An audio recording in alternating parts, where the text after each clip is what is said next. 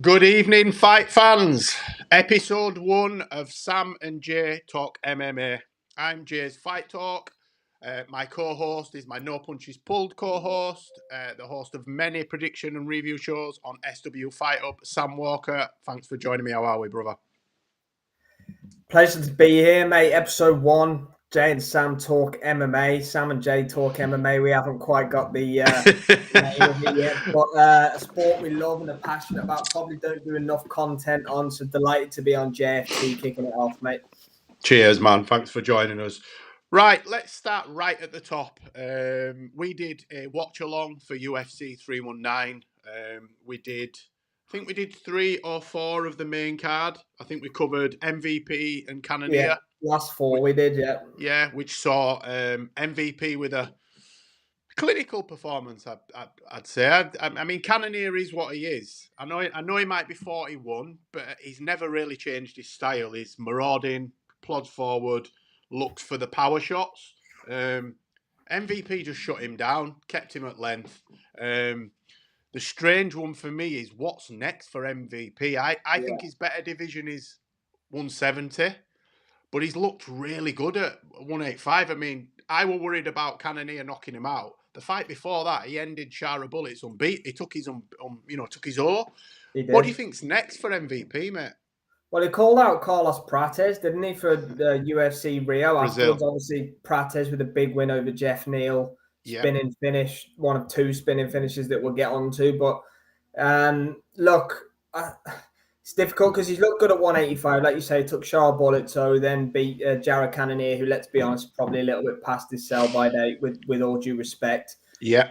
But I think he's 4-1 now in the UFC MVP. And for somebody who, a lot of especially US fans call a can crusher in Bellator, which maybe adds some argument to it due to the level of opposition. But, there'll always be the argument there for MVP, won't it? He's decision heavy, but I thought he looked good against Cannonier, and I thought he looked good against Shara Bullet as well. I think maybe the Kevin Holland performance, and I can't remember his other one before that. Ian Gary. I mean, I thought he edged that fight. It wasn't the prettiest to watch, but his performances seem to be getting progressively better as the opposition he's enjoying gets himself, better. you can tell.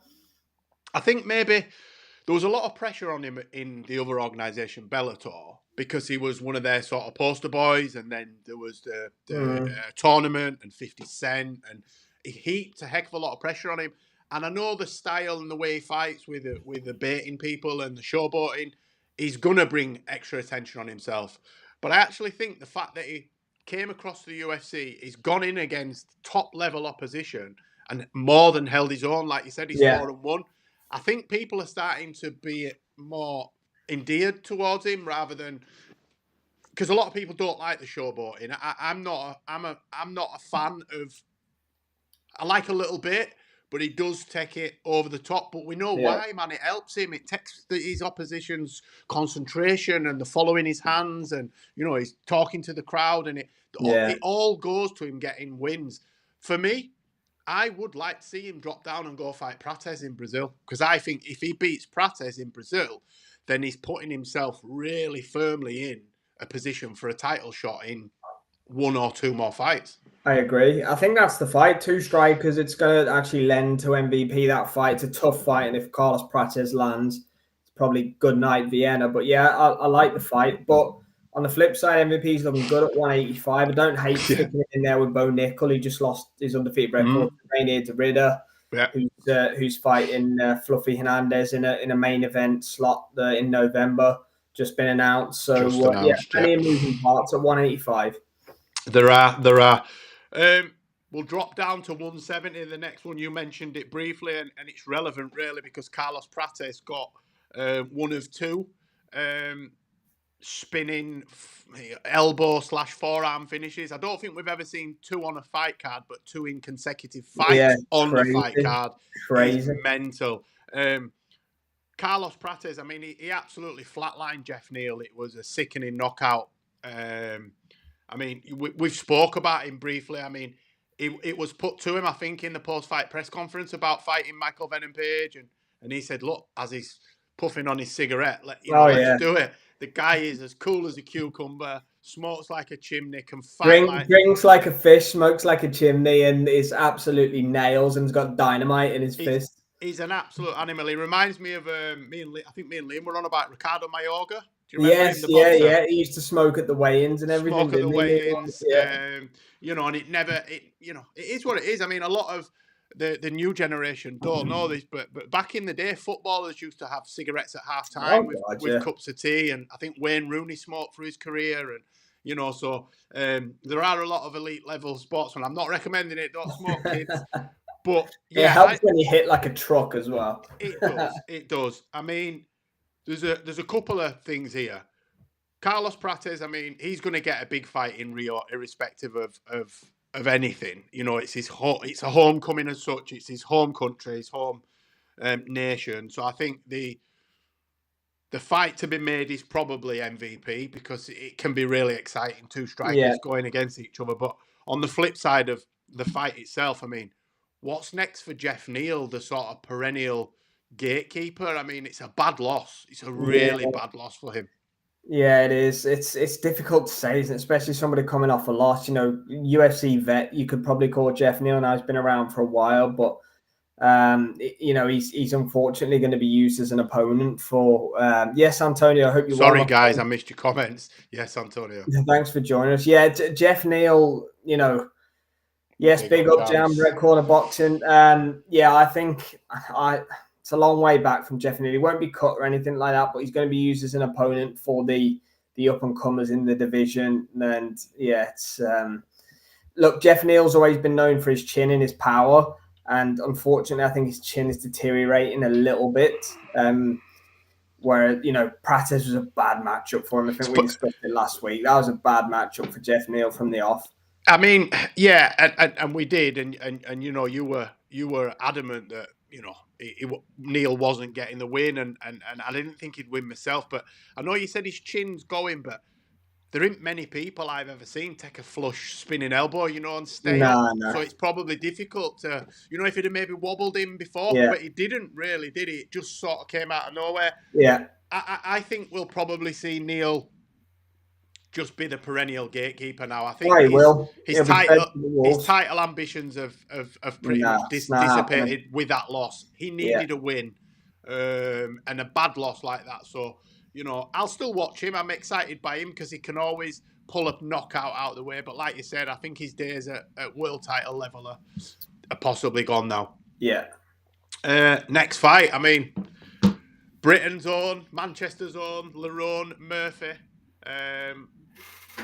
Came into this as an underdog against UFC debutant. Yeah, Aaron. We were like, sorry to cut you off. Is it a bad mistake having Lerone as an underdog, or is it because we couldn't believe it? I was shocked. Picked Lerone to win the fight, but obviously none of us picked him to win it the way that he did, which you'll go on to explain. Yeah. Look, Pico. I think what it is with Pico, I'm not going to say that the matchmakers don't know what they're doing, because they obviously do, but I think it was a sort of a sink or swim moment for Pico. Look, if you're good enough, you'll beat Murphy, right? But if you're not good enough, you'll lose. But I don't think anybody expected that, because Lerone Murphy's not known for knockouts. He's sort of a points merchant. That's what he does. Yeah. Very similar to MVP. Not in his style. His style's totally different, but safety first. He sort of gets into decent positions. His wrestling and offensive wrestling's pretty good. It reminded me of Leon Edwards. Got took down to his backside, sort of butt scooted to the fence, found his back to the fence, got himself straight up. But he's got that frame as well, doesn't he? He's got that Leon, really lean kind of frame. And I think similar to Leon, and again, I'm a Lerone Murphy fan, and I'm not giving this as a dig, but he's got a very vanilla personality. Well, the personality that we see professionally. I don't know him personally, but he's not the best on the mic. Yeah. So I think he needed that more so than anything. Oh, that was huge. That was profile. Huge.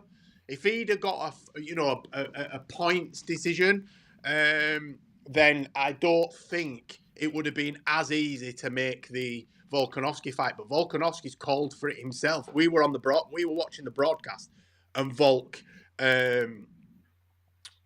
Volk came on and tweeted, I'll answer this question.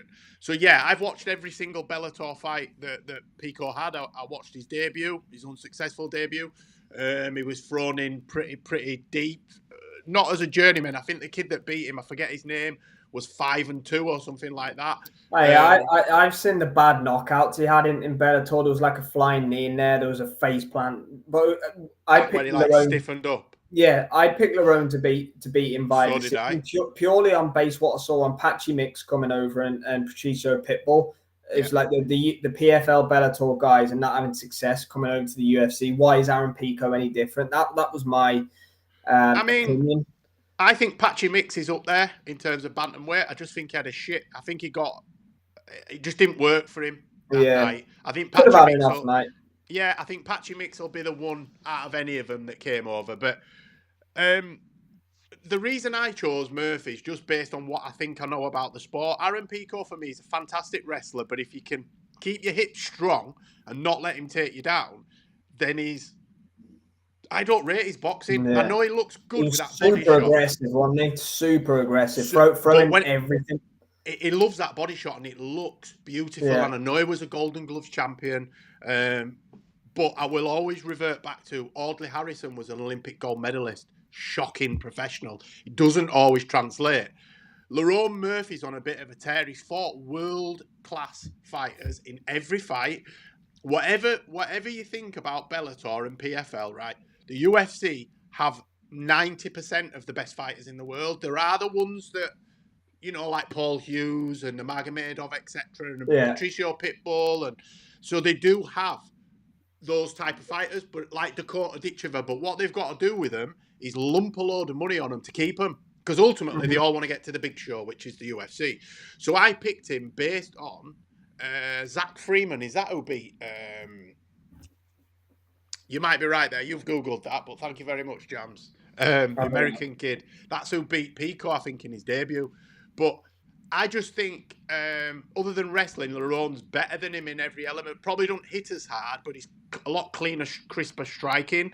He's got that sort of kickboxing style as well, so he can hit from range. Pico's got to get right in front of you to hit you, because he's short and his levers aren't that long. What do you think? We know what's next for Murphy. He's going to fight Volk, right, in Perth, I believe. Where does Aaron Pico go from here? I know the fight I'd like to see him in, but where would you like to see Pico next, or where do you think we will see Pico next? He's got a gaping hole in his game by where he's kind of got the reckless abandon almost that we saw with Cody No Love Garbrandt as Aaron Pico. Look, there's no doubt about it. I watched the video with DC where he was sort of saying about, it was a bad knockout. We were saying at 4:00 in the morning or whatever it was when we were watching it live. He was kind of twitching on the floor. It's awful. It's not the first time he's been knocked out like that. When Aaron Pico gets knocked out, he seems to get knocked out really bad. So if I'm handling him, if I'm advising him, you want to go in against maybe and look, let's just put it out there. Lerone Murphy's not a finisher. He's coming off a big decision streak. He don't think he's finished anyone in the UFC, or if he has, he's only finished one fight or something like that. So it's not like he was in there against Ilia Topuria or somebody like that who's a big. I told you, Jams. He Googled it. You were right, Zach Freeman. Thank you, Jams. Good work, Jams. Yeah, look, you've got the Mosvive Lower fight that was meant to be this fight. You could run. It's but I mean, it's a tough fight, but at the end of the day, Evloev needs to fight. Look, you've got a big fight at featherweight on Saturday. Yeah. Brian Ortega and Aljamain Sterling. Does he get one of them? Look, we don't really know where he's at, to be honest. Like, you'd have to say that shoots him right down to, is he a top 15 featherweight in the UFC? We don't know yet, do we? He was getting a title shot if he won on Saturday against Volkanovski. Ridiculous. That's based on his brand more than anything. Yeah, that's his brand. Yeah. So I mean, I'd like to see him in with somebody like who can I think on the outskirts of the 145. I don't know if Calvin Kate is still going. Somebody like that. Josh Emmett, maybe. Josh Emmett, if he lands one, he's done, isn't he? Bryce Mitchell. Bryce Mitchell, potentially. I think Bryce Mitchell. Sorry, he dropped down. He cut to 135. Went down. Do you know why I think he should fight? Pitbull. Yeah, he could do the old Bellator PFL versus... And just have them fight each other, because, look, his options are people like Dan Ige, Drakkar Close. Oh no, he's lightweight into Drakkar Close. Chikadze, somebody like that.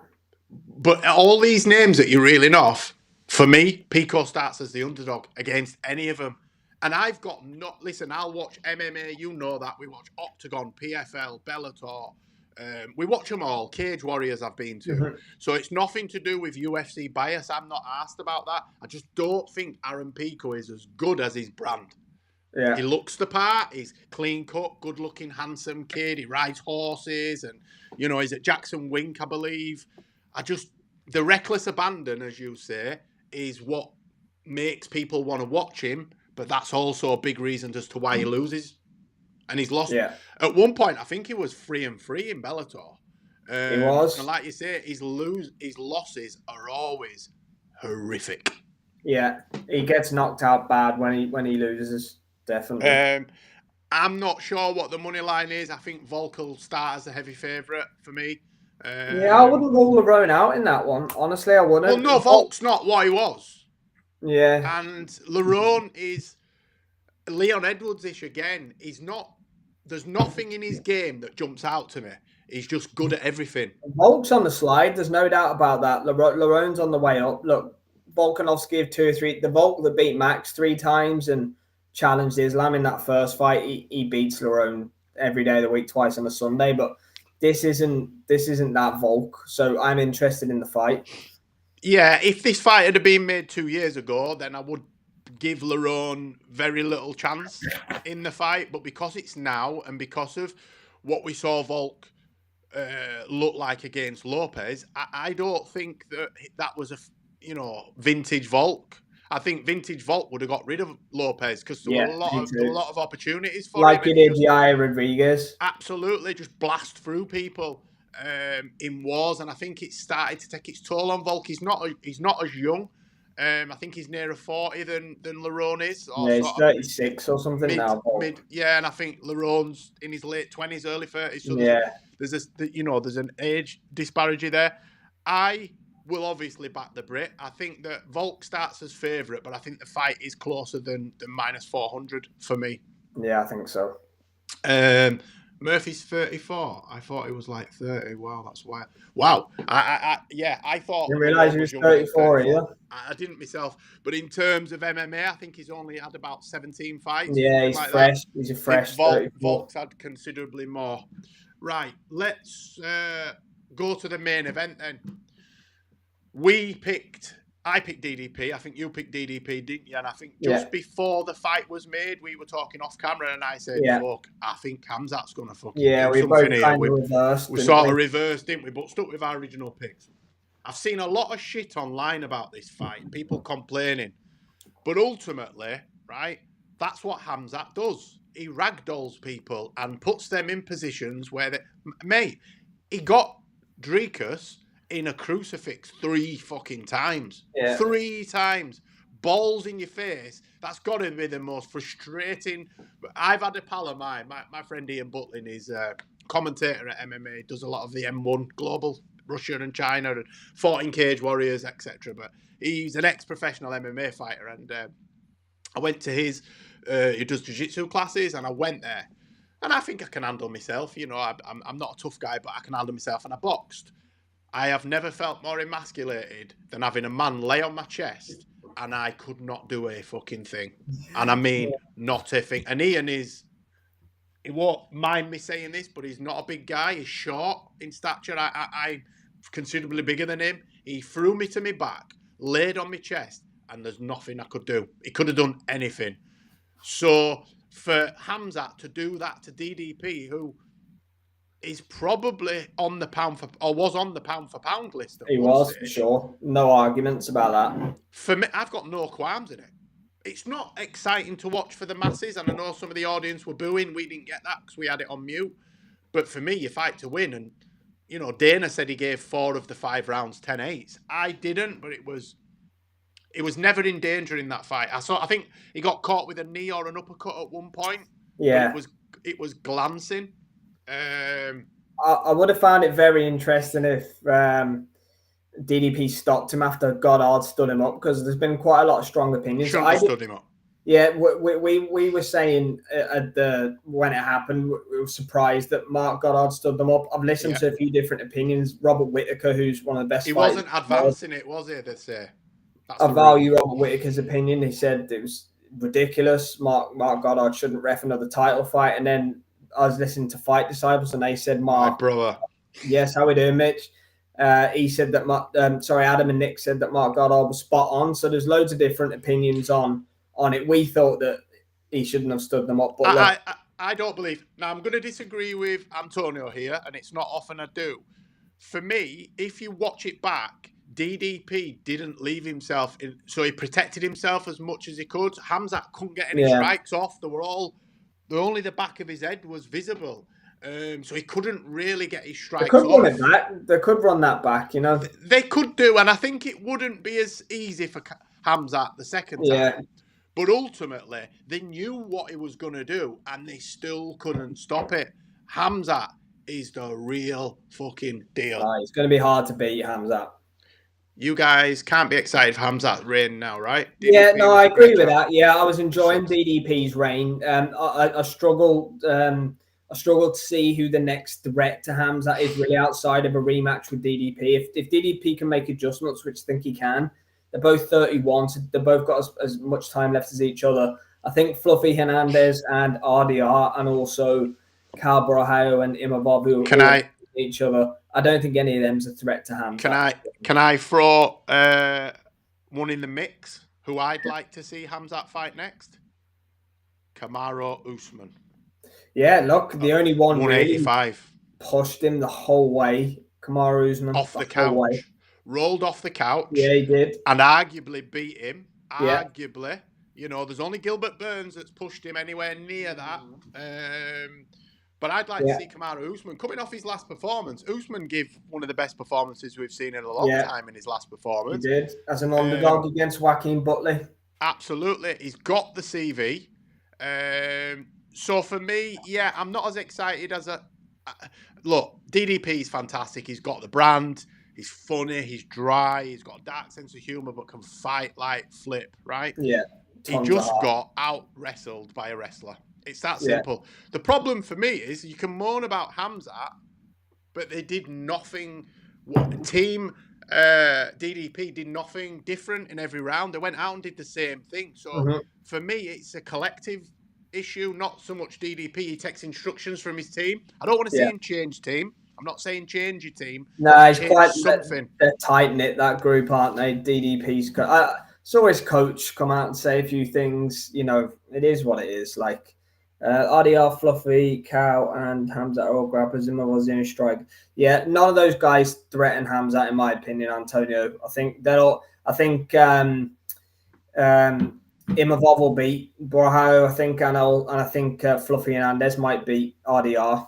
What's the Ikram Askarov? Is it? What's his Ikram name? Aliskirov. That's who I thought would be, but he got badly knocked out by Robert Whittaker. Very similar to how Hamzat knocked him out. Correct. But I thought he would be the one that would get near him. I agree with you. I think we'll see Fluffy. I think Fluffy will get the next shot. I think he beats RDR. I think Fluffy will ragdoll RDR. We're talking about Hamzat turning around in Abu Dhabi, but I just don't know who he would fight unless they put it to him, and he were very nonchalant about it. He said, unless there's a quick win in Paris between Borrahio and Imavov. If one of them wins in the first round, they could turn that around. It's like 6 weeks or something. I don't think. But Aspinall versus Gans, the main event. Hamzat's not going to want to come in. He's not going to want to be a co-main event, is he? I don't see it personally, but look, it's a new champion, and I'm excited to see what the future holds for him and DDP. Me too. Right, we'll quickly shoot across to this weekend. We've got a UFC Fight Night card headlined by Johnny Walker and Zhang Minyang. Yeah. Johnny Walker, I mean, 4 years ago, Dana touted him as the man to beat John Jones, and he's barely won a fight since. If I'm honest, yeah. What do you think? Do you think he'll do anything to Minyang? I think Minyang will knock him out. Yeah, look, Johnny Walker, since the night you referring to against Corey Anderson, that was on Nate Diaz versus Jorge Masvidal, the birth of the BMF Championship Yes. in Madison Square Garden. The hype came to a crushing end that night. Although many people don't know that he was knocked out a few times before. He was in the UFC as well. Fluffy Hernandez, his name Anthony Hernandez, isn't it? Anthony Fluffy Hernandez. He fought last week. If you Google Anthony Fluffy Hernandez, watch him. He's absolutely beat Roman awesome. Dolidze by submission, which Ragdolled him, didn't he? Just really, choked him, standing really rear naked. win. Really good. Sorry, man. Sorry, mate. Yeah, it's Ming Yang. I mean, I would favour him in this one as well. Johnny Walker. Yeah, his confidence seems shot to me. I mean, look, if we're being honest though, a lot of his knockout losses have been to the likes of Jamal Hill. Even when Corey knocked him out back then, he top. I think. Who else? Who else knocked him out? He had the weird one against. Do you remember when Ankalaev? So they had Sorry, it was Ankalaev stopped, knocked him out, and then he beat him in the rematch, didn't he? But it was when he was pretending to be sort of he was in the desert or something. Yeah, he asked him where he was, and he was in the desert. Yeah, look, it's an okay fight. I'm actually more interested in the Pavlovich fight, if I'm being honest, than the main event, and obviously Waldo Costa. Yeah, and then Ortega Sterling, which I believe is a 5-round co-main event at featherweight. That's a great fight, and that's worthy of being a fight night headline. I thought that would have got a. I think that's a better fight than the main event. I don't know why they didn't do it the other way around. Yeah, I don't know whether it's because I think it's in Shanghai, isn't it? So I don't know whether they want Zhang Yang, who might have. I agree, Antonio. I agree that. Yeah. That's the logical play, isn't it? Yeah, I think maybe because Zhang Yang's fighting, they put him in the main event. Can I just say that every single time that Aljamain Sterling has gone up at featherweight against someone decent, I've always been waiting for him to lose, and every time he's just proving me wrong. Yeah. Where do you stand? Ortega's not the guy that he was. I think Volk ruined him, and then Rodriguez just put a cherry on top of it. I don't think we'll ever see Brian Ortega. Did he not beat Yair in the rematch, or did Yair beat him? I thought he choked out. Didn't he do the shoulder? Didn't he do? Yeah, so that was in the first fight. Then the rematch, and I'm pretty sure Ortega choked him out in the rematch. Or did he? I can't. Yeah, they ran it back. Yeah, but and then Diego Lopez beat him in the speed. Diego Lopez beat him. But I just think that Brian Ortega's relies on confidence, and I think he lost that when. Remember, he got T-City and all that. Whatever he does, he was caught Volk 155. I think he's dead at the weight. Ortega, I think he's missed weight a few times. He's struggled to make it or whatever. I think he's meant to fight Diego Lopez, and Danny came in on fight day, didn't he, or something? Do you remember? He came in off the literally at home and then came in to save the pay-per-view. I also think that Brian Ortega possibly has, I'm not going to say a weak mentality, but he seems to struggle when it's not going his own way. And I think he lets outside things influence the way he fights in the cage. I know he had the much publicised breakup with Tracy Cortez, and he had an issue in his camp. He said there was a mole in his camp. I think Aljo beats him. I think he grapples the death out of him. Yeah, you'd have to favour Aljo, wouldn't you? You would. I think Ortega's seen better days. He's Irish, isn't he, Lorna Kavanagh? Isn't he Irish, or is he Scouser? I'm sure he represents England. Does he? I'm not sure though. Don't know where he's from, but I'm pretty sure he represents England anyway. Next one, anyway, the one you're excited for, Sergey Pavlovich is fighting Waldo Costa. Yeah, that's a good fight. I mean, that's a pick'em for me. I wouldn't know. Two lands, isn't it? I think so. Yeah, it's Pavlovich's confidence has been shot since Aspinall fight. He's had one, and he had one since Aspinall. He lost to Volkov, didn't he? Afterwards as well. Shot to pieces. The favourite heading into the Aspinall fight for the interim belt. But he's not the same guy.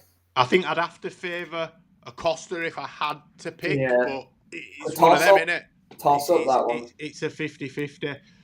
The rest of it, I mean, the card's not the best. It's got a good top Crosby on the main card. Is he on the main card? Yeah, it's on the main card, yeah. It's opening up. He was supposed to fight Son Keenan, wasn't he? That's been cancelled and he's fighting. I ain't even going to... Nuraji. I ain't even going to attempt his first name.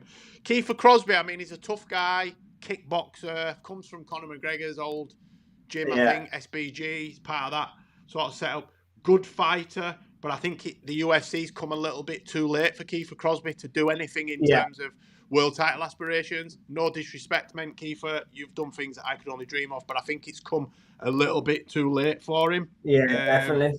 Michelle Pereira on the prelims as well against Kyle Daukaus. I don't understand why that's so far down, because that's it. That, for me, should be on the fight. And then you've got Charles Johnson. Lorna Kavanagh's facing Charles Johnson. Johnson is average, so you'd expect Kavanagh to win. He's a highly touted prospect. So no, it should be a decent card. It's decent. Main card starts at 11 a.m. UK time, so we'll definitely be. We'll be doing. I'll probably watch Pavlovich, Ortega, and Johnny Walker. To be honest with you. Absolutely. Now, just before we go, we literally just talked about Kyle Daukaus there, mate. I'm not excited by Kyle Daukaus, so we'll leave that one. Just answer these questions right quick. We've got Jams. What's happening with Paddy Pimblett at the moment? Is he still injured? Not as far as I'm aware. I think he's just waiting for a fight. Paddy is either going to be fighting Justin Gaethje, Arman Sarukian. I'd say Justin or Arman Sarukian. But he's making a push and a campaign to fight for the belt against Ilya. Him and Ilya have got a bit of an issue. When Ilya was the weight division below, Paddy threw. Paddy said something about Georgians apparently, but I think it was lost in translation. Ilya pulled him. He threw something at him, and so that fight's ready to be made. I think Sam mentioned. I mentioned it was a pick'em. I think, but I think the reason. I understand why. I understand why he's a dog. Well, Pavlovich is more experienced. I think it's just the fact that he's fought at a higher level. I said who lands first. So but it was me that said pick'em. I do get why he's the underdog, but it's one of them. I wouldn't want put it this way. I wouldn't want to touch it on I won't be betting on that. And then just before we go, I will mention, because we mentioned his brother earlier on, but tomorrow night we've got the PFL finals, the tournament finals, and Fabian Edwards is in the final against the American Dalton Roster. He's got a tough fight on his hands, man. I think Dalton. Where is it taking place? It is. Oh God, I'm not sure. You know, I'm not sure because it's 6 p.m. Eastern. Hollywood. No. Yeah, Hollywood, Florida. Okay, so be Hollywood, in the middle Florida. Of the night. Yeah, Thursday, 21st of August. But look, I see it now. To win a tournament like that, you're gonna have to fight someone. I wish him good luck. I don't know much about his opponent.